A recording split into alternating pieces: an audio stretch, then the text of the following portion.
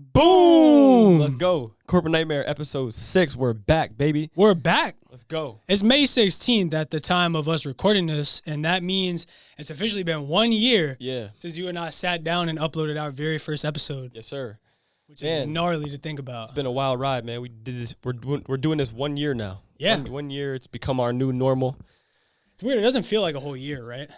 I don't know if it was just me. Like it does. I was going back and I was like just looking through like our old pictures and some of our old clips, like trying to get some things together for that post for Instagram.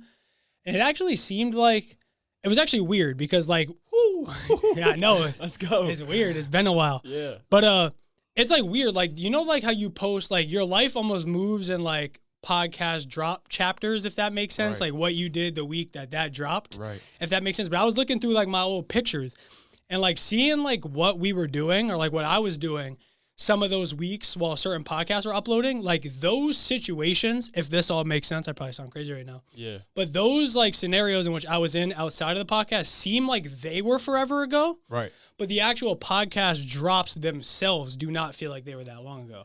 See, what I take from it is you decide to take on a passion project. You decide to take on something that you believe in, something that you know you continue to water every single day and that it's going to grow. Yeah. You take that on and you take all the responsibilities that come with it.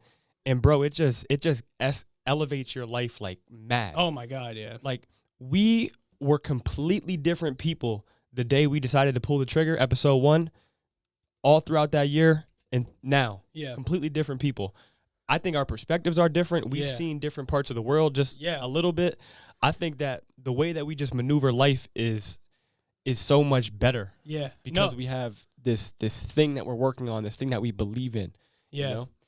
I don't know, man. It's weird. I've noticed like with me and like kind of like emotionally, it's pretty weird because like I think a year ago today, literally, it's crazy that you have like an actual like tangible timeline for it. But I feel like a year ago today, I had a completely different outlook on life, especially in terms of just positivity, if that makes sense. I feel like now there's like a weird filter on like in my life now where like I try to make the best out of pretty much any situation that I'm in now. Mm-hmm. So like even like in terms of like I was just walking earlier. Like I was right outside my sister's house and I was on the phone with my mom and I was just walking.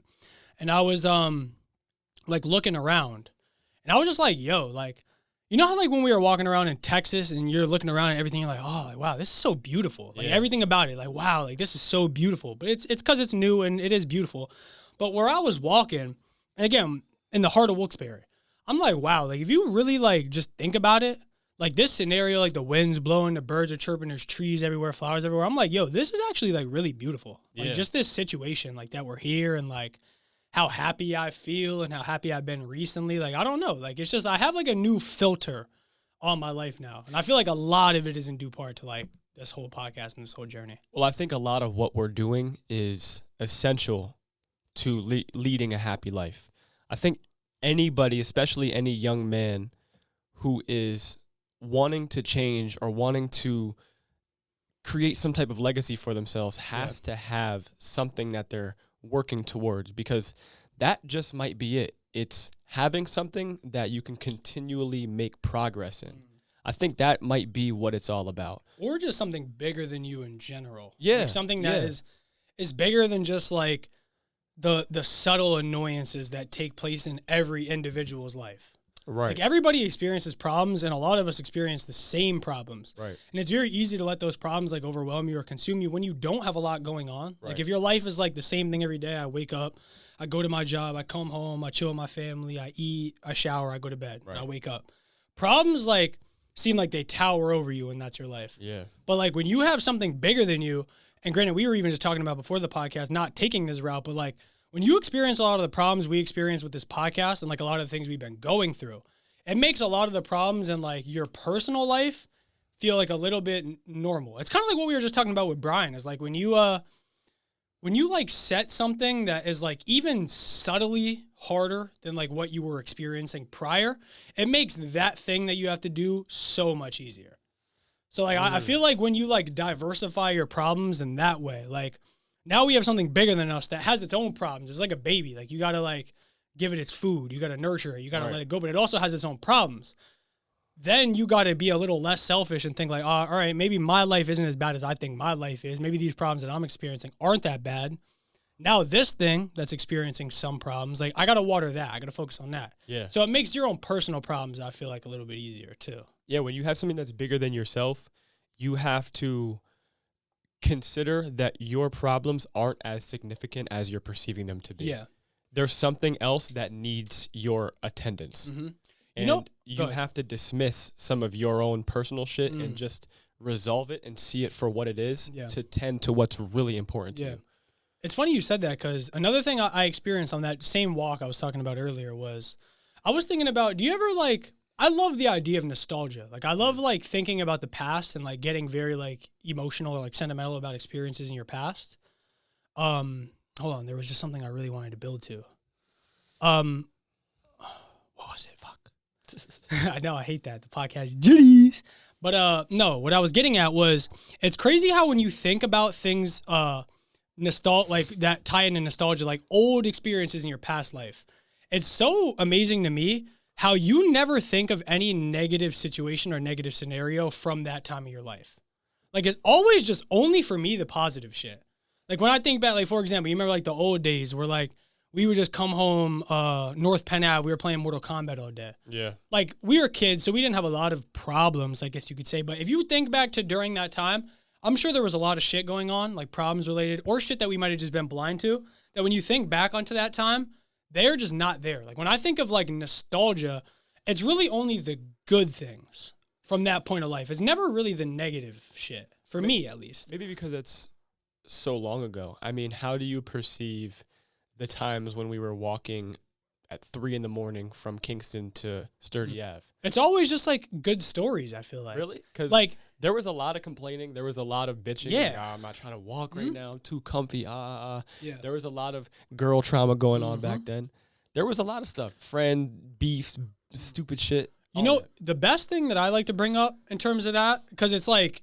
You don't think about that stuff, though, when you No, look not back on really. those times? But what I was going to bring up is like, because this wasn't that long ago, so you can still kind of get a feel for this, is like, you remember when we went to see Rogan? And like we were on the buses and like during that, it fucking sucked. Yeah. Like the buses, staying up literally all night. I remember when we were sitting in the hotel room, I was up for like 40 hours straight, like just dying for sleep. Like that whole experience was just fucking nuts. But like when you think back on it, and I think you were even the one of the people that said this to me initially, is like, those always make for the best stories. Like when you tell that one day, it's never about well, I guess the story is about how negative it was, and that's what makes it so good. Right. But at the time, it was so negative, but you couldn't see the light in it because you're experiencing it. Yeah. But like later on in life, yeah, it's still negative, but you really get to see it from a different perspective in like a new light. And it makes it, like that experience, it makes it seem like it was way more awesome than it actually was, even though during it sucked. I think that encapsulates the idea that it's not about the destination, it's about the journey. Yeah. And when you're thinking about the journey has to be difficult.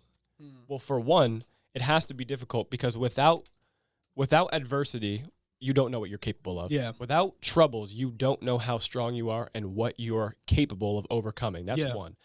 Two, during the journey, you want it to be as raw as possible. And happiness and joy and great experiences isn't reality. Yeah. No. Reality is the good and the bad and the ugly. And so that's, I think, what it is when you look, when that's why those nostalgic memories that might have been bad in the moment transcend to being something that's so memorable because you experienced every emotion through it. And I think that's one of the beautiful parts about it. That's what the journey is all about. It's the truest experience. It's very priceless and you can't recreate it. Yeah. That was real. a good, what word raw. did you just use? It was like, how you finished that sentence. I lost it already, but you just finished that with like the perfect word to like encompass what that experience is.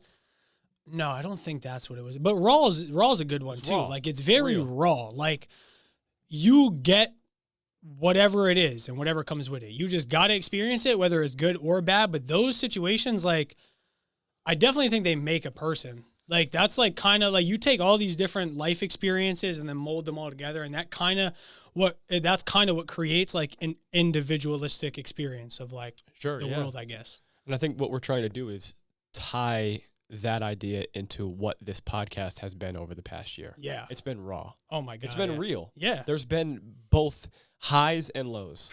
Yeah. And a lot, like a whole roller coaster of those emotions very recently.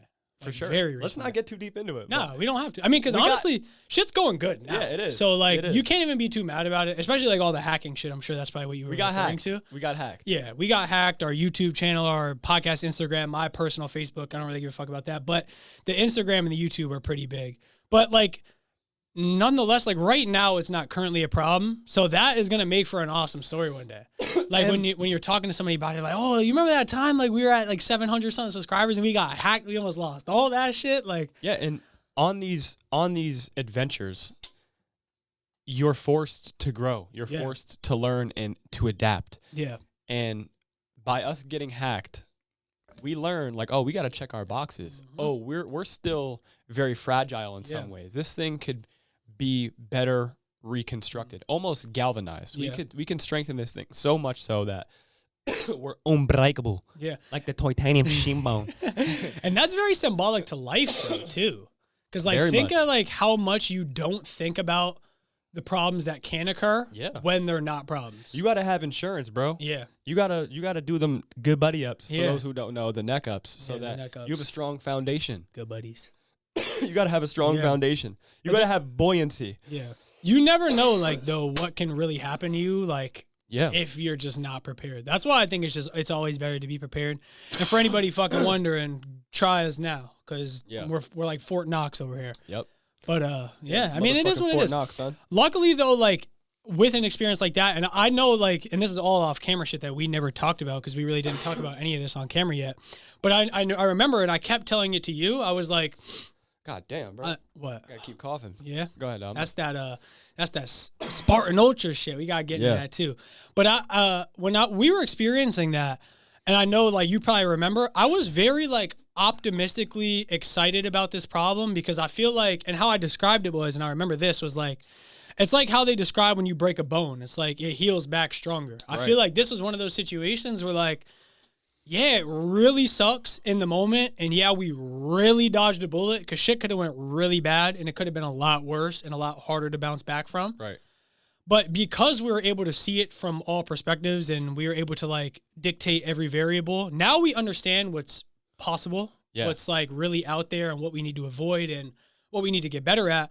But not only that, now like that also shined a light on a lot of our holes, especially just in the podcasting game in general. Like, not having certain equipment that we want to have. And this is shit that we've been talking about for a lot of Corporate Nightmares episodes, but it really put us in a position that like, we really want to start tightening up everything, like everything in terms of like, even just in terms of being better, just getting better. That's what we want to do now. We want to improve, right? That we're in the section of like being forced to propel ourselves further. Now we need to improve. Yeah. I think, well, going back to what you were first saying, I think that there is an advantage in understanding that during the journey, it will be difficult. Mm-hmm. And that advantage is if you understand that difficulties will present themselves. Yeah. The trick is to be able to identify the difficulties when they arise. And then it's like, oh, this is exactly what we were talking about. Yeah.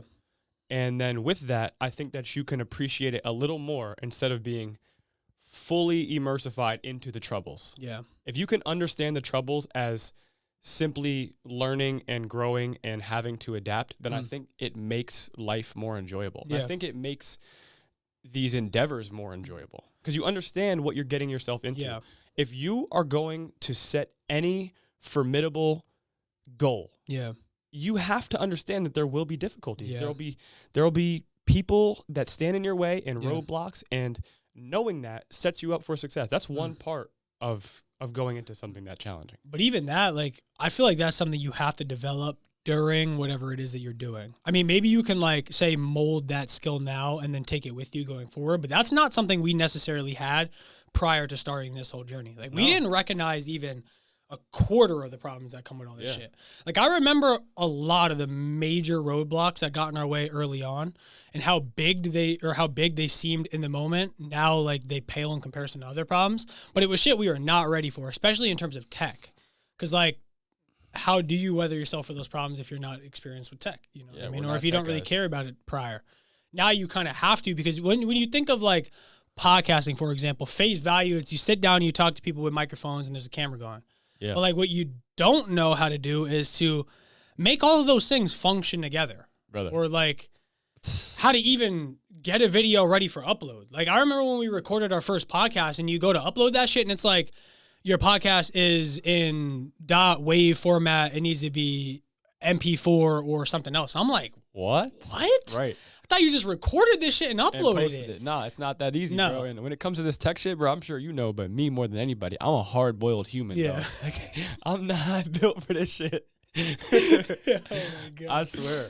But me, I love it. And like that's one thing like I'm excited for you. Like whenever we're able to like really invest and get all the equipment that we need in terms of like you having your own like station to like work on go-getter shit, it's very fun to like be able to solve those problems. Cause like now like I'm learning that like I am like the tech guy now. Like now like I understand tech on like a different playing field than I ever did before. And when I was younger and I was like the gaming kid, the one that was always playing Call of Duty, I was always everybody's like go to like, oh, can you fix, I'm having this problem with my iPhone, can you fix it? Like, oh, like my PlayStation won't turn on, can you fix this shit?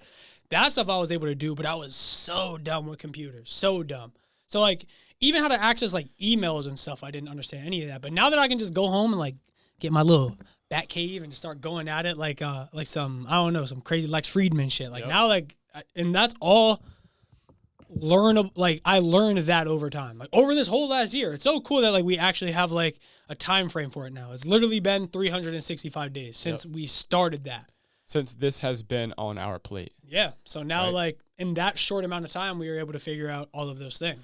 Yeah. I mean, I don't think that if you're going to take on any type of challenge or set some type of goal, I don't think that you should limit yourself. I think that it's a common thing. It's human nature to say, I can't do this or I'm not good at that. But really, if you just expose yourself to something enough and you apply enough intellectual effort towards understanding something, I think that you can really understand anything if you put your mind to it. Like I guarantee you. No, yeah, I agree. I mean, at least believing that is beneficial. Oh, yeah. Like I believe that if I wanted, I can understand quantum physics. Yeah. Like if I wanted to apply myself, I can get a firm grasp on quantum physics. Yeah. And I think that most people should have that ideology because if they believe that they can pick something up. Yeah. Our brains are incredibly plastic. They can just change and rewire themselves based on whatever is exposed to it. For me, it's kind of like rooted in like my, I guess, initial love for like competition. And definitely it's kind of egotistical, but like when one of these problems pop up, I refuse to let it get the best of me. Well, I think with you, we talked about this once, and I don't remember when. I think we were hanging out with Jake, and it was after that night. But with you, we were talking about different types of intelligence, and I think you concluded that you're inclined to dissect puzzles. And I think when you look at these problems on a computer and you don't understand where, or you don't know what files things are in or what combinations things need to have and all this other crazy stuff, it's like a puzzle in your head. And that's how you go about it. I love solving shit. Like just problem solving in general. It's really fun, and that's kind of how I've been explaining it. Funnily enough, I guess we could just do it now. So shout out Gianni, my guy Gianni, and Mayon. Yes, sir. Down at our school. I'm not gonna say the name. But that's actually how I've been describing it to kids because, like, you remember how, like, the idea is, like, with math, you always wondered in math, like, why will I ever need this shit in my life? Like, why will I ever need to, like, be able to multiply fractions and in my life? By the way, you need it. Huh? Oh, but, I mean, you might need some of the math, absolutely, but I came up with a new, like, my own conclusion as to why. And, like, this is what I actually tell people now. Yeah. So before I used to always say, like, I don't know. Like most shit, like you probably will really never use in your life. But what I think I've recognized, and I don't even know if this was intentional by like the schooling system, but I think like what math gives young kids now is a very early and like achievable problem solving scale. Yeah. So like you're forced to learn problem solving skills. Yes. And that's always how I describe it now. And that's like what I tell every kid that I come in contact with that asks me that question. Why do we need math? Like, I'll never need this in my future. You're right. You probably won't need a lot of that. But what you will need to do your entire life, and we still live this every day, so we know, is finding a way to solve problems that are before you in your life. And if you don't understand like my materials, your materials in math might be addition and subtraction. Okay, so I know I can add things to this. I know I can subtract things from this. So you have tools. In life, it's the same thing. You have problems. Right. For us, it's tech. Okay, well, a tangible solution is getting a new piece of equipment. Right. Simply put, you know what I mean? But it's like, it's problem solving. That's what it is. You're forced with a problem. You're faced with a problem, which will literally, you'll experience that your entire life. Yep. Problems will come up. Okay, what is my formula to solving this problem? And then you figure it out. It's the same thing with math. The problem will have variables, and then each variables will have their own mechanisms and ways in which they work. Yeah. And then you have to understand those things to properly solve that problem. I had that conversation once with Alex Danicki. I call him Berlin. Shout out to Berlin. Shout out Berlin. You're a savage. And we were walking down in Berlin, Germany, and we were having a conversation about public education. And there's differences between the public education system in the United States and in Europe. That's besides the point. We were talking about public education in general. And I was regurgitating this belief that I had that public education is pointless and we don't need math. And Berlin was like, nah, bro, it's not about math. It's about learning how to solve problems you don't want to solve. Yeah. But either way, you're going to have problems in our life that we don't want to have. It's inevitable. Yeah. My car might break down. Guess fucking what? Yeah. You got to figure that shit out. Now you have to. That's a problem. And like the same number or fraction, car, it's a problem. Yeah. And you have to learn how to solve it. And even in math, like to go back to that, they do that from time to time. Like certain math problems, they will give you the answer. Like in certain math classes, use a calculator. Go for it. Get the answer. Yeah. But show me the work. Like how the fuck do you do it? Right. You know what I mean? So it's like, I don't know. That's when I really like got a grasp on that, I realized that like maybe like school isn't all that bad. It's not. But here's what I think can be done better. Yeah. Because I was actually having a conversation with, shout out to Mr. O'Day. Mr. O'Day, I hope you're watching this. And he was telling me the reasons why rules are implemented and certain curriculums are implemented and stuff like that. And they all make perfect sense. Logically, they all make perfect sense. Yeah. What I think the disconnect is the students don't understand the logic behind it. They just think, oh, I can't put my hoodie up because he wants to give me a hard time. Yeah. Or I just have to do these math problems because whatever. Yeah. But there's really points behind all these things. Do you think that there's something that could be done about that? I think maybe we could disclose why we're exposing them to different rules and materials. Yeah, if they understood why they're doing what they're doing, I think it might make more sense to them. That's the one reason I like that job, is because like I get asked questions all the time about like the most random things, But being able to like actually like break down some of these problems with like students that are way younger than us and actually like really be able to shine the light, because maybe a lot of those kids really don't have anybody they can go to and ask these like questions to. Sure. And even like Gianni, funny enough, I don't want to blast him, but like he asked me something about like girls. Like he was asking me like girl problems. Like he was having girl problems or something. He was asking me if I could help him with that. Like that's like so cool because like even to like one to be able to open up like that. Like I remember when we were in school, like we didn't have like those kinds of figures that you can go to besides like Miss McFarland. So shout out Miss McFarland too. Besides her, like you didn't really have like for real, like personal problems that you're experiencing. You didn't have anybody to go to. So like, and I get it as high school, it's a little bit different, but I feel like there, like there's also an age disconnect. Cause like, if you ever take notice, like 11-year-olds and 12-year-olds are not just hanging out with 30-year-olds. That's weird. That's odd. Yeah. Like, why would that ever take place? So, like, a lot of, like, there's a big age disconnect there, too. That's why I think, like, people like us being there for, like, the short time that we're there is, like, very beneficial to those kids. Because that's also what I always try to explain to them, too, is, like, how old do you think I am? They'll be like, oh, like, you're, like, 30, this, that, and the third. I'm like, no, I'm only 21. Like, I graduated high school 3 years ago. Like, 3 years ago, I was literally in your same position. Like, I was going to school. I was experiencing the same shit. Like, I get it. Yeah. So I think that's a big disconnect with the school thing, too. Yeah, well, I think that it's important that we strive to be people we might have needed when we were younger. Yes. Because it might have been worthwhile to have a male role model to talk to girls about. Yeah. Because I can tell you from my personal experience, I had girl problems, bro. Yeah. And I could have used some solid advice. Yeah. Yo, DT, chill out, bro. Yeah. Some chill out. And that's some stuff like other people like typically go to like their fathers for that. I don't know. I always thought like stuff like that was kind of weird. Like in terms of like relationship problems, I never went to any of my parents about that. Like that was always something I would like talk about with my friends. If you have that situation, that's cool. But like even your friends, like some people are scared to bring problems to like their peers because you might get made fun of. Like a lot of those things, like people really like just keep to themselves and they're forced to just solve it on their own. But that comes back to our other point too, is like problem solving. Like you kind of got to learn that. Like having like those role models in your life, it definitely aids you in just being better at those things or making better choices. Right. But nonetheless, you still got to solve that problem. Well, to branch off a little bit, I have been trying to implement this idea more in my life. And that idea is, first off, dropping your ego a bit and understanding that there are people out there that are much smarter than you. Yeah. And they can be your age, they can be younger than you, they can be older than you. But I think that it's wise to seek the counsel of those people in the field that you're interested in learning more about.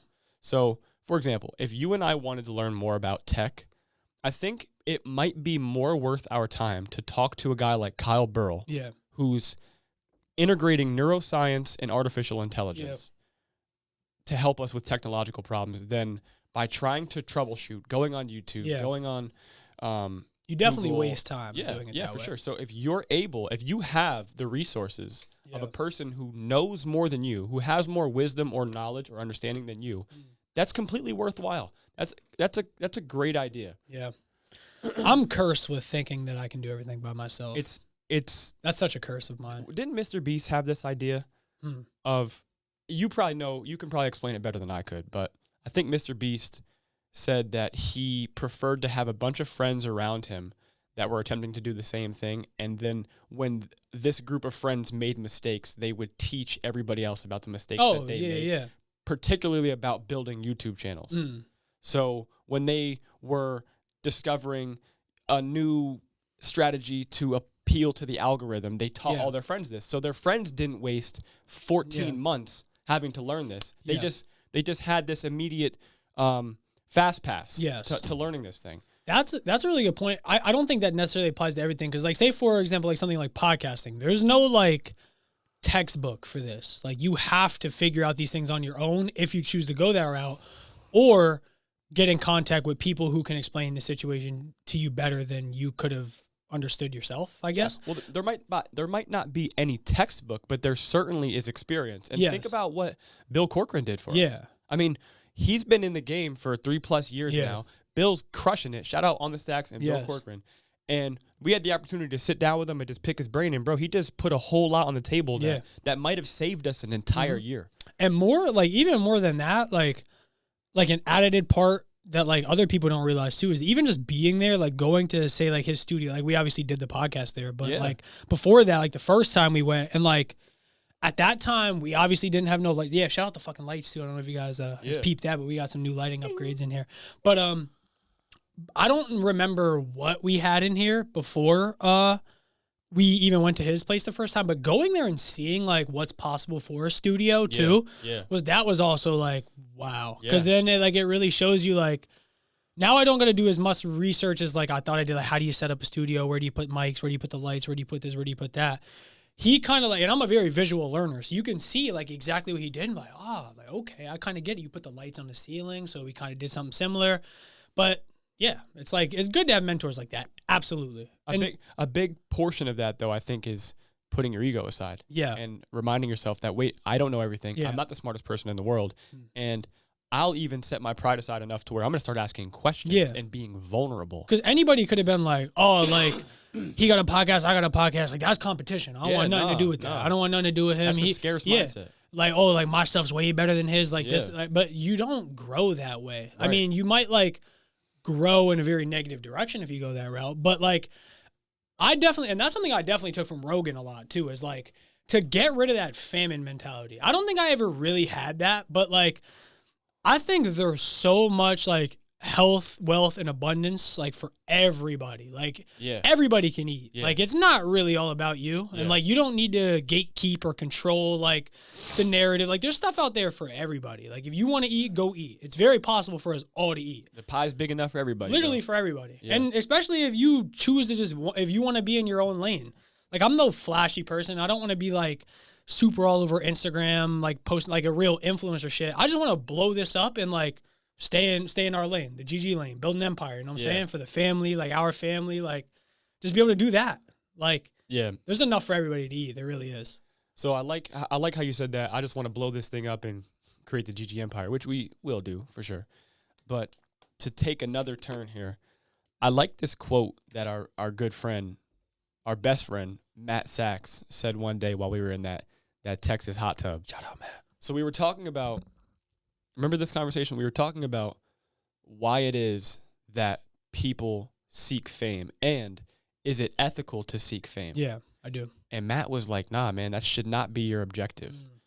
And I was really listening to him. Matt's a very, very wise cat. Very wise. And he was like, that should not be your objective. And actually, it is unethical to seek fame in its own right. Yeah. What you should strive to do is achieve mastery in whatever field or craft that you're in.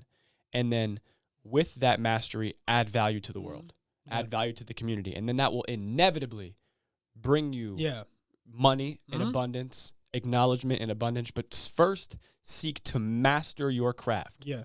Nothing outside of this. And I mean, you can choose to just be off the radar if you so choose, but like pretty much anybody that you could think of that's a master of their craft is acknowledged for being a master at that craft. Yeah, bro. Think about like Jordan Peterson. That's the example that Matt and I use while we're on a 2-hour road trip in Fayetteville, North Carolina.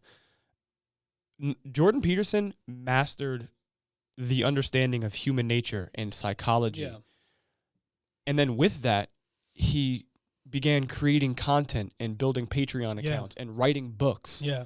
And started serving everybody in the world. Not everybody, but you get what I'm saying. Yeah.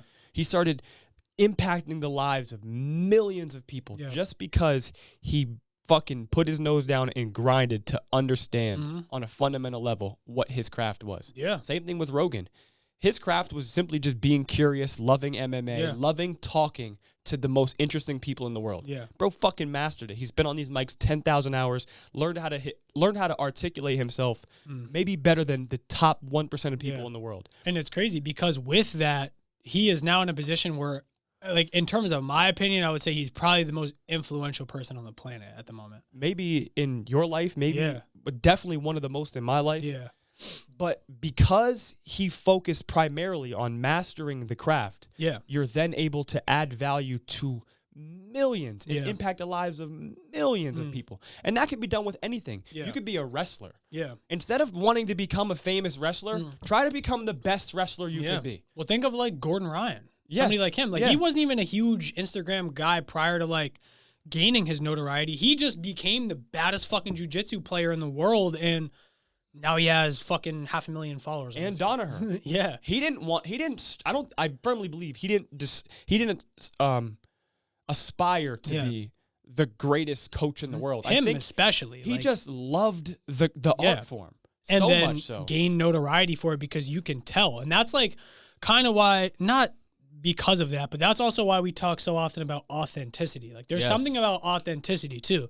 That you can tell like when you go on Instagram, and I love the idea of content creation and blowing up and trying to get it how you can. Yeah. But like you go on like an app like TikTok and you can tell it's just inauthentic post after inauthentic post after biting off of this person after biting off of this person. It's so inauthentic. Yep. Like nobody is trying to be themselves anymore. It's just trying to do whatever will get me likes and followers and notoriety, which is like, that's where it's unethical to yourself, because where does that go? Yeah. How long can you water that pot, like that flower for? You know what I'm saying? Like if you're inauthentic, that will only take you so far. That's like the overnight sensation thing. Like, yeah, you might blow up. You might get a lot of clicks. You might get a lot of love, a lot of hearts on your post, whatever. But how far can you really take that? Like those people that you mentioned, the Jordan Petersons, the Joe Rogans, the John Donahers, those guys will last forever. Yeah, their legacy will be forever set in stone. They will forever be known for being masters at their craft. Right. Whatever their craft is, they're masters at it. They're the best. They're the best that have ever done it. It's incredible, man. And it's crazy because everybody has their thing. Everybody has their thing. Yeah. I don't know if everybody dedicates the time to attempting to better understand or master their thing. Yeah. And it's cool too, like, and you can tell, and this is stuff nobody will ever get to see, and I hope it's like this for other people, but like, when I'm sitting down and like I'm trying to figure, obviously like a part of what we do is trying to like scale. We want to get more viewers, we want to get more watchers, but that's never like my primary thought. My primary thought is like, just what can we make better? Like what can we produce that's better? I just want to like over time, it's kind of like ties into the problem solving thing. It's just like, how can I take this thing one step further? And I think in doing that, at the end of the road, kind of similar to all those other people you talked about, people will recognize that like you are just trying to perfect your craft. You're not necessarily just trying to be an influential person. Right. Because everybody wants to be influential these Right. days. Everybody wants to be an influencer. But like, why? That kind of ties into the same conversation we were having in the hot tub with Matt, is like, what are you really striving for? I think what it fundamentally might be is this desire for acknowledgement, this desire for attention. Yeah. And that might be rooted in a childhood thing. Yeah. That might be even an aspect of human nature. But I believe that it's more logical and more in alignment with the logos, as Marcus Aurelius would put it, to impact other people, to help other people through mastering your craft. Yeah. Some things people are just called to, I think. Mm-hmm. Maybe it's scrimshaw. What the fuck is scrimshaw? Let's put a picture of scrimshaw right here. Oh, Jesus. Bing! Maybe it's planting. Maybe whatever it is. Yeah. Whatever it is. Maybe you can impact and help other people by doing that. That's like one of the coolest things about doing this is like, that's like always my favorite thing to hear. It's not only like, like I listened to that podcast, it was dope, but I love hearing like when people were really listening. Yeah. They were like, oh, like that part, like I really like that part. Yeah. Or that part like really impacted me, or that thing that you said in that clip, like that was really like, that really touched me in a way. Like that's always my favorite thing to hear, is because that's like part of the reason why I wanted to do this, is like I wanted to, when I was younger and I was like the person that was consuming like YouTube content and those kinds of things, I always wanted to be the person that was able to give that feeling to other people. Like I always wanted to create content for that reason, because at a part of my life, maybe that wasn't like the best me, but like in terms of nostalgia, like we were talking about earlier, whenever I think back on those times, that was like the best time of life, where like you didn't have a lot of care in the world. Like you were very young, so everything was okay. And at the end of the day, you got to just go home and like watch your favorite content creator, like for whatever reason. And that's like, I really wanted to be that person for other people. Yeah, it's awesome, man. I mean, I have been impacted tremendously by just watching YouTube. Mm-hmm. Truthfully, I mean, there's some videos and some particular people that I like to watch that really, really inspire me. And I really, really want to, in my own way, recreate how they've impacted the world and how they've helped me. Mm-hmm. I want to be able to do that same thing and pay that same thing forward, because I believe that I'm capable of that. Yeah. In some way, in some shape, in some form, I believe that I'm capable of that. You probably worded that better than I could have too, because that's like in a way what I was trying to get at. Like, I want to be that person as well. Like the person that like is able to like instill some of the things that had to be instilled in me for me to like do the things that I wanted to do. Yeah. And I want to be able to do that for other people. Well, I think I'd like to mention this. So I was having this conversation with, actually it was Matt, and we were on this road trip. We were going from Charlotte, North Carolina to Fayetteville, North Carolina. Vietnam. Shout out J. Cole. I'll get him on the podcast one day. One day. So we were having this conversation, and I had this idea, and it's not an original idea. I've heard this somewhere else. But think about all the people in which you idolize. Yeah. And you guys do this at home too, if you guys are listening to this right here. Think about all the people that you idolize, and it might be a couple different names. It could be Taylor Swift. It could be Muhammad Ali. It could be whoever. And think about why you admire those people. Yeah. If you isolate it, if you break it down, you admire specific qualities in those people that likely you possess. Yeah. And one reason you're so attracted to this person is because they are demonstrating a character trait that you possess that's maybe still undeveloped. Yeah. The opposite side of that coin is true too. The opposite side of that coin is true as well. So if there's somebody who's really picking on you and really just fucking irks your nerve, they're probably doing something. They're probably demonstrating some character trait that you don't like about yourself.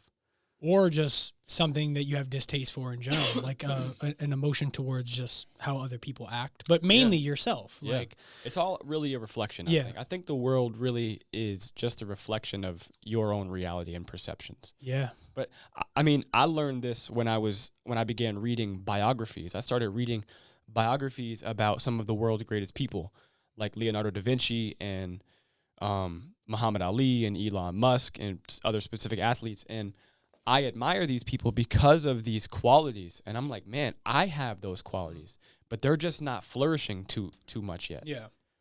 And they're in there. They are in there. And I think going back to being inspired by the people that we're watching, notice why you're inspired. We were also having a similar conversation about that the other day, where it's like, I forget how you worded it, but you were trying to figure out if one can ever be just inherently a good person or inherently an evil person. I think this is the conversation we were having. I think... About to go dark on the GG pod. Well, no, not even. Because I was just going to say, like, kind of tying into exactly what you just said, because I'll keep it short, but it's like, I think all of those personalities and all of those traits, I think all of them are within you. But, like, you kind of have to just... through life experiences and like through these years and days and weeks and whatever, over time, things stick. You lose certain things. You get rid of some baggage. Some of those traits will stick. Some of them you'll let go. But over time, you build this sculpture of a person, and that's what makes you an individual. And that's like why everybody has such different beliefs on what's good or what's bad. You might have some really good friends that you agree with most of the shit that they're talking about, but then they have another side of them or like other beliefs where you're like, what? Like, I don't know. Like, I think just over time, everybody has like the widest variety of like personality traits, but over time in life, you will pull some of them traits and keep them forever. I don't know if I explained that properly, but that's kind of, I was just letting my brain flow there. So every man who's attempting to recreate himself must suffer, for he is both the marble and the sculptor. I gotta go piss real quick. All right, we'll be back in a minute. We back in my Muhammad crib. Top float. Speaking of being back, though, we're back in the Bay Area. We've been back for like 2 weeks now. One thing we wanted to jump into was this big old crazy ass Dallas trip that we took. 'Cause that's another thing I feel like we didn't touch on a whole lot since it's actually happened. We obviously were doing a whole lot of posting and talking while we were there about like the whole experience and everything that was going on. But we've now dropped like, at the time of this one, dropping 5 episodes since we were there, which is crazy. There's no way it was already that long ago.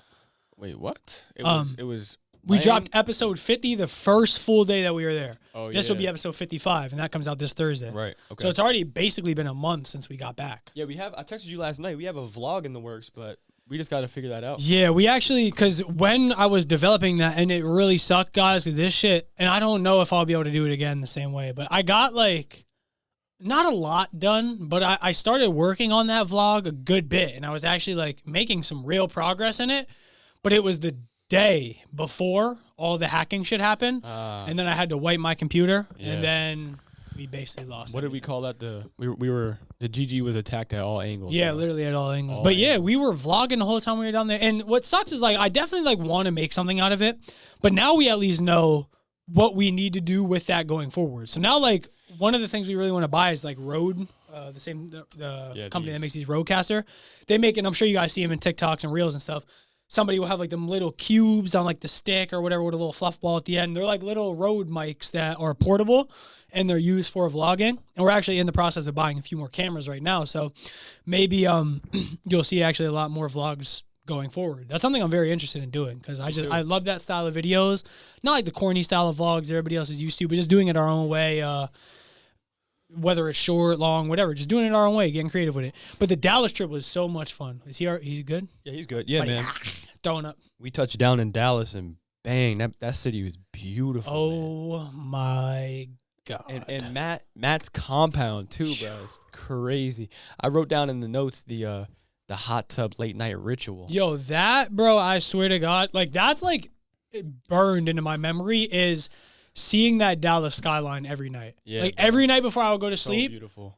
Every night before I go to sleep, I would go out and I would just sit like with my arms on the balcony for like a couple minutes and just look at the skyline, listen to the traffic, and I'm like, what the fuck is really out there? Yeah, it's like, real. what is out there Dude. for you to experience? Dallas was by far the most beautiful and fun trip and experience of my entire life. Easy. And it was only 6 days. Man, it was incredible. Dude, our first night there, by the way, we're waking up at 5 in the morning every day. Yeah, every day. We're on Matt's schedule. So getting right in the pool. 5:30. Right in the pool, doing the Wim Hof breathing method. Yeah. And, the first day there, Matt and I went on a run, bro. And I'm thinking we're just going to, go on a light little measly run, catch up, check out the city. Nah, bro. Bro, me and Matt, as soon as we got out, as soon as we started running, Matt just started taking off. Yeah. Bro, we were averaging like 7-mile minutes. Yeah. Or 7-minute miles. How many did you guys do, like 13 miles or something while we were done? We did, I think, 7.5 on that run. But, dude, we were running. We were sprinting. Yeah. Usually my runs are nice and easy and I'm just coasting. But, dude, Matt, sprinting. We had a 6-minute mile in there. I think it was like 6 minutes, 40 seconds. Yeah. 7-minute miles, the whole 7 miles. Dude, it was so tough. And then we were working out every morning. Yeah. 5 in the morning, just grinding, that Dallas grind, baby. And then we would eat some Eating really good. good. We would eat some freaking elk and steak every other night. Dude, it was so cool. Dude, man. what was cool about that, though, is like, that was like a real inside look at like what optimal like life and performance could really feel like. Yeah. I mean, we got an inside look on where our future could go. Yeah. But like, what I mean is like, how good did you feel every day? It was I amazing. mean, there was like one day where like we felt a little down towards the end because there just wasn't much to do and we were a little bored. But that's just, if you look back on it, we were just being ignorant to the situation. But like in terms of health and like how I felt and how like my body and mind was flowing together. And then those podcasts, like, whoa. Oh like, my gosh. I felt like that was a completely different like caliber of what we were able to do. Dude. I don't know why, like, for the Raph Lang pod, like, when we started, I felt really reminiscently nervous, like how you typically feel during a pod. But then I remember the Ryan Benoit pod was like, and Ryan Benoit is one of the most status. I don't even know how you would fucking He's say very, that. very established. Yeah, very established person, very high status. Ryan Benoit, savage. We sit down for that pod, bro, and I literally felt like I was on top of the world. Like, no anxiety, no nothing. Let's fucking go. Well, I think that you have to credit Ryan for that as well, because, man, he's just, although he's like a high-profile guy, he just made you feel comfortable. He's just like, he felt, I knew Ryan for like a few days, and he felt like he was my big brother. Yeah. You know? Like, literally, he was really cool and, like, very raw and very real, and he was very, like, I don't know, it didn't, like, you weren't, like, scared to be around him or nothing, like, or, like, not scared, that's not the right word for it, but, like, you know how some people give you anxiety? I don't know why. I mean, like, being around certain people. A featherweight fucking you motherfucker. can fucking kill most people. But I didn't mean it like that, Ryan. Come on, buddy.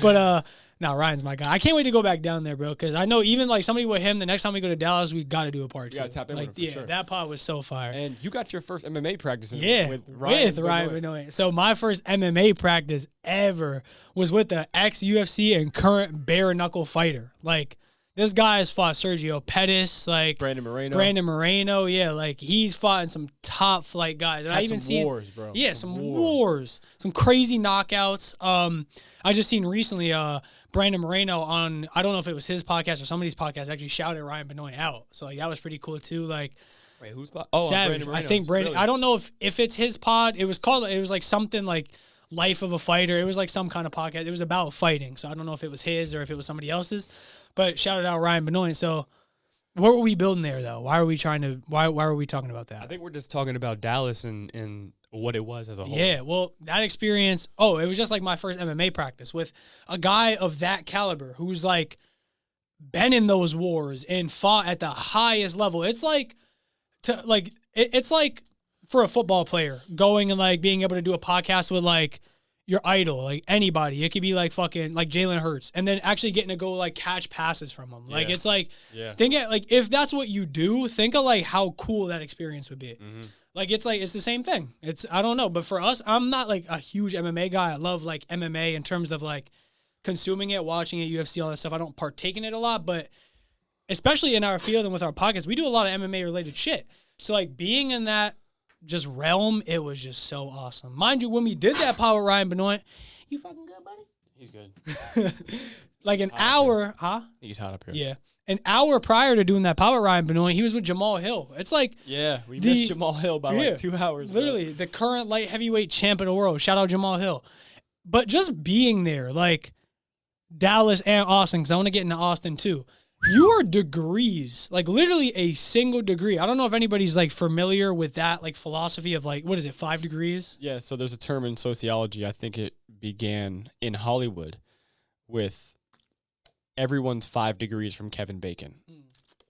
So, which to sum that up basically means like you are 5 personal connections away from anybody in the world. Yeah. So say like I'm friends with Darrian, Darrian's friends with Nick's friends with James, and James knows fucking LeBron James. Yeah. Like that's like kind of what we're getting at. So you are 5 degrees, 5 personal connections away from anybody you want to meet. In Dallas and in Austin, we were 1 degree away from numerous savages. Yeah. We were 1 degree away from Jamal Hill and a lot of UFC fighters because of those guys. With somebody like Raf Lang, you're 1 degree away from all the Gracies. You're 1 degree away from Gordon Ryan. He trained with Gordon Ryan once or twice. Lex Friedman. Yep. He did something. Yeah, he was doing things with Lex Friedman. You're 1 degree away from those people. And then we meet a guy, who was the comic that we met? Let me look up his name. His name was Leo. I want to shout him out. Yeah. It was Leo something. I think it's Leo Comedian on Instagram, but we'll sum that up. I'll keep explaining while he looks for it. Let's post his Instagram page right here too. Bing! Leo Comedian, savage. He's a really cool guy, but we went to a comedy show down there. This guy worked at the comedy mothership. Konopka. Huh? Konopka. Okay. So shout out Leo. Worked at the comedy mothership. Another guy that was performing worked at the comedy mothership. Spoke to Joe Rogan. Worked with Tom Segura. Like all these crazy people, comics, podcasters that we're all really like. We all really love. 1 degree away from those people, and that is in 1 6-day trip that we took in a random April, like the middle of April. Yep. Well, that's what happens when you take a risk sometimes, right? That's what's out there. Yeah, that's really what's out there. I think one of the days, like maybe 5 days after we got back to Wilkes-Barre, George St. Pierre posted a picture of him at Barton Springs or something like that. Barton Springs, yeah. Like I don't know if he was there, but it looked like it. Anybody like who's watching right now, type in Barton Springs. It was one of the coolest things I've ever seen. It was like a freshwater river. And bro, how I keep describing this to people too, and tell me this shit is not true. You know, like the main river in Austin, right? Yes. Tell me how reminiscent of just like the Susquehanna River that is. It looks so much like the Susquehanna River. It looks so similar. And how I was explaining it to my mom, I was like, we were driving over to Market Street Bridge. I'm like, look out there, you see nobody. Nobody in Wilkes-Barre is getting in the fucking Susquehanna River. Nobody's hopping in the Susky. You're going to jump out with 18 toes and shit. Like, But down there in Austin, they have a bridge that connects like 2 parts of the city similar to like Wilkes-Barre and Kingston. Dude, Austin is beautiful. Beautiful. It's so nice there. And I want to get more into Austin too. But they have this big river with a bridge that looks very similar to the Market Street Bridge, like very similar in the Susquehanna River. But when you're there, and this is the same river that connects to fucking Barton Springs. That's why I'm bringing this up. You look to either side of you. On the one side, it was just hundreds of people. I don't know if those things are what do they call them? Paddle boards? What are they? Yeah, something like that. They're like weird, like kayak, surfboard looking things that everybody rides out there in the river. Like they just be up there paddling, chilling, just in the river. It was a beautiful day. It was like 96 while we were there. You look to the other side of the river, and it's just a big mosh pit, like hundreds of people in the middle of this river. Mind you, like from the spot that we were looking at, there was turtles everywhere. Yeah. Everywhere in that river. But these E-bikes. people, yeah, bro, Austin's like something out of a video game, like a movie. It doesn't even make sense. But to one side of the bridge, you just see a mosh pit of people. Type in Barton Springs to look it up. It's a crazy freshwater river, reservoir. I don't know what the fuck you would call it, but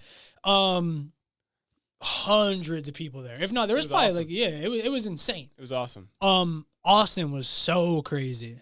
You've seen it all in Austin, dude. We went to, shout out to the Peckerheads. It's a comedy club right near the Vulcan and right near the comedy mothership. And when we got done with the show, we came outside, and there was a crowd of people. The nightlife was beautiful, by the way. Yeah, insane. The nightlife was insane. All the streets shut down. Like yeah, the street was shut down. What's that street called? 6th Street. 6th Street. So there was a guy on one of those hanging challenges, right? Yeah. Next to him is a guy with an anaconda on Yeah. his neck. For what? Another dude's like asleep over here. And then the guy doing the hang challenge like fell and smacked his head off the ground. It was just a sight to see. Yeah. Bro. Austin, Crazy. Austin might be the place to be right now. Yeah. Especially for comedy and podcasting. Yeah. And I hear music too. Like music apparently is huge in Austin. That's like the current mecca. Like for like you used to have, and it's still obviously And still tech around. too. Yeah, like pretty much everything right now. And I think like somebody like Rogan has a lot to blame for that. Like you just get that vibe when you're there. Like he really impacted that area. Oh, for sure. But you've had like the LAs of the past. Like LA was where everybody who was anybody had to go to be successful. It's not like that anymore. I think they made it clear that you can recreate that anywhere. Not really anywhere, but you can pick a random city like Austin, Texas, in the middle of the capital of Texas, move here and recreate this city to be like just the fucking, what would you even call it? Just the creator capital of the world. If you're like a creative, if you're somebody who likes content creation or podcasting or music or comedy or anything in show business, that's where you got to go. That's the new spot. They showed that it was possible to get rid of that LA effect and start that somewhere else. We missed Chris Williamson. Yeah, at the Vulcan. That would have been so cool to And see. I don't even think it was just him. Like there was other crazy people there too. I think didn't Matt say fucking what was his name? Why can't I think the fucking the stuff in the river is turning the frogs. You know what I'm saying? Alex Jones. Yeah, Alex Jones was there. I think Alex Jones might have been there too. I think that's what Matt was saying. But like all those people, like they're there. Like everybody's there. Yeah. Everybody's in fucking Austin or Dallas or any like, bro. That area is so crazy. There just was so much happened in 6 days. We set up meetings with real estate guys. I mean, last night I was there. Matt and I woke up at 3:30 in the morning, ran a 15-mile run through Deep Ellum, Texas, which is kind of do your search on that. Yeah, do your searches. And I think we were getting chased by like wild boars. Like we got chased by a wild boar while we were on this run in the middle of the woods. Like shit was crazy. In Austin, eating Terry Blacks, dropping like 150 on the barbecue. Terry Blacks, dude. Them I don't being, know. That was like a fever slug. dream. Yeah, no, that John was I nuts. might never go back to Terry Blacks. That's an experience I'm one and done with. Yeah. The food was so good, but like, bro, I never felt like in a more moral pickle. Like, you remember walking out of Terry Black's? It's fucking 196 The service degrees is outside. terrible. Service is awful. Oh no. Awful. But like, what do you do though? Yeah. Like, that's what, like, I don't even want like that to be a diss towards Terry Blacks and nothing. Like, how do you manage that? I don't know, man. You can't. Like, it's so for anybody that is not familiar with Terry Blacks. It's like one of the most famous barbecue places in Austin, Texas. I believe it's probably in a lot of other places as well, but in Austin, it's insane. The line is all the way outside. And that's just a line through the door. Once you get through the door, it's literally like a conveyor belt. You just go through. It's like, what side do you want? What side do you want? Bro, when I was there, I was thinking, like, how much do these motherfuckers get paid to do this? Because I would never work the employees. there. Yeah. Yeah. How much do they get paid to work there? I don't know. I bet you there's some nice wages in Austin, Texas. Yeah, probably. I mean, there's also a lot of weird tax things with Austin and Dallas and those places. But it's Texas, like... But it's like, man, like that was a crazy experience. Like hundreds of people just in a line going through what side do you want? What do you want? Meat? Like you got all this meat on the fucking wall. Like, what do you want? Half pound of this, quarter pound of that. Like, then you get to the cash register and your fucking bill is my shit was like, mine was like $130, like $140 or some shit. Like it was crazy. And then we lost it all. Like we lost all the fucking. Yeah. I ate like a quarter of my whole meal, and then we got attacked by a bee in Matt's car when we were leaving Barton Springs, and I set the food on the top of the car for just a minute so we could try to get the bee out because the bee was trying to get the food. Yeah. Forgot it on the roof. That shit ended up somewhere on 8th Street. I think we were a little distracted until we walked into this little convenient market, and the dude who owns the store just so happens to be a Brazilian Jiu-Jitsu black belt, and he just put asleep some random mugger. Yeah. And there's like the police was everywhere. Yeah. So we were talking to that guy. There was a lot going on. And that's just Texas though. Like you can run into any motherfucker in Texas and there's a good chance that he can kill you with his bare hands. Yeah. Yeah, that's a good point. But I thought you were gonna go somewhere else, but it's like there it's like any scenario is possible. Yeah. Like I wasn't surprised by anything I was seeing out there. After a certain point, I wasn't surprised by anything. That was one of the coolest journeys of my life. I hope, like I pray to God I could do something with like all of that footage that we still have and try to get something to get, even if it's a fucking, let us know what you guys would think about that. Like just something short. It doesn't have to be nothing crazy because we know what we know what we need to build on going forward. Like now, like I kind of have a better understanding of what you need to do if you're going to vlog. Not necessarily editing it. I'm still not a super good editor or anything like that. Editing podcasts is super easy, at least now because I understand it. But I think something like vlogging, it only takes a couple tries until you really at least understand how to do it. But that's kind of like where we're at right now. We're the investments that we have coming up that we want to make with this podcast are game breaking. I don't want to be at the point anymore where we're just talking about shit and not making it happen. So a lot of the things that we have in the works on the back burner right now, I'm just going to leave non-public for now. We'll figure that out in our own time. A lot of the shit that we want to do and a lot of the stuff we want to build on going forward, we'll leave that off the table. But just know that we have a lot of big stuff coming forward. And even travel too. Like there's a lot of trips that we want to take. A lot of really cool guys that want to do podcasts with us and we want to do podcasts with, but are just out there. We got to travel to go do locations like Ohio, Arizona, Toronto. Like these are all places we're trying to make it to right now. You gotta understand, we're not rich, so we can't just travel and put everything down for a week whenever we want and just travel. So we gotta logistically plan and problem solve, like we were talking about earlier. How can we make these trips happen? Because we're in the phase now where we talked to a good, pretty much the bulk majority of everybody we ever hoped of talking to in Wilkes-Barre on this podcast so far. Yeah, pretty soon we're going to have a lifestyle change. Yeah, just start making those trips. And whether that be road trips, whether it be whatever. Hopefully, I mean, obviously, like the GG bus, the dream that we have of doing that, that's not very achievable right now. If we can do that, it would make all of this so much easier. But whatever we got to do, if it's flights, if it's road trips, if it's gas money, we'll figure that out in our own times. We'll make it happen.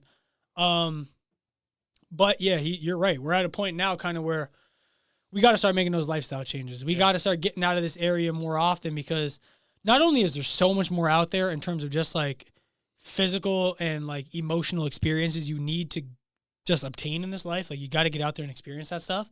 But for our empire and for the Go Getters podcast, the only foreseeable way I see leveling up, there's two options. One, you completely level up production, which is what we're in the works of doing right now. Making that part better. But actually, there's three. I'm going to add a new one. The second one is your caliber of connections and the guests that you can bring for your audience. I think that's number two. Number three is just getting better at doing this in general, which is something that I think that part just takes time. But those are things that we're all working on. The investments, the tech, what we want to level up in terms of our production, that's under works. We're not going to get too much into that. The guests, that we're really trying. We're really trying to schedule these plans and these trips. And then also just getting better at podcasting, that happens over time. That's not really controllable. It's a constant grind, everybody. Yeah. But fuck, man, I'm having so much fun with this shit recently. Like, I think it took a lot of these, especially all those problems that we've been experiencing the last couple of weeks and the Dallas trip, the Great Reset, to really put like a bit of a perspective. And literally, I think it was just, what day was it? Today's Monday. I think it was last Monday. I was really thinking like, I gotta stop like whatever funk I was in, or like lately I've been feeling really lazy. I don't know what it was. Like, I don't know if I was getting comfortable, if it was the trip that like, I don't know, took away from something. I don't know what it was, but now I'm way more fired up than I was a week ago. For some reason, I was just very complacent and like, I don't ever want to get that way. Now though, like as of recently, because of all these problems that we've been experiencing, I've been like so excited for what's to come and like what we're trying to build towards now, that like going home every day and like, even in terms of like something I wanted to touch on in this pod that we didn't touch on at all was like our, we were talking about the other day, just about like our rebrand and like the thumbnails, the logos and stuff, like how it works. A lot of the people like it, but like for us, we're not satisfied. Right. Like, every day, like I've been going home and spending an additional hour just trying to like toy with things. Like I've been really sparked in that way again, just like creatively with like just making anything I can make better. I've been really in that mode again. So like that's one thing I'm very excited about. Yeah, that's a mindset, man. Just constantly innovating, constantly wondering, and that could be a gift and a curse, right? When you have a craft, it's constantly, man, what can I be doing better? Yeah. What can I be doing better? How can I improve on this? Or where can I build here? And that's real. Yeah. Part of my problem, I think, is like why I felt that way is like because it wasn't working. Like I was trying to do all these different things and I was trying to be creative and I was trying to just do what I can do and do it at my best, but it just wasn't working. It wasn't going right.